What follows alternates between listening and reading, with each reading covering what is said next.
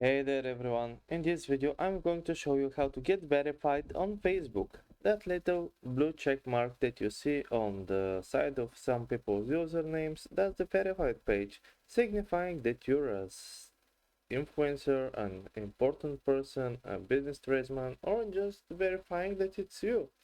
Anyone pretty much can get verified nowadays, and it's quite easy to do. But just to tell you from now, it has nothing to do with the app. What we have to do is just go into Google Chrome or whatever browser you're currently using and log in into our Facebook there. Once we're logged in, go to the Help Center and just type in verify and click on verify account. Click how to request verify badge on Facebook. Scroll down and where it says fill in this form, click that. You'll be taken to the verification page forum. Submit your page or profile for the identification document like a driver's license. Select your category in which you dwell in, like if you're a news person, media, government, music, whatever, gamer.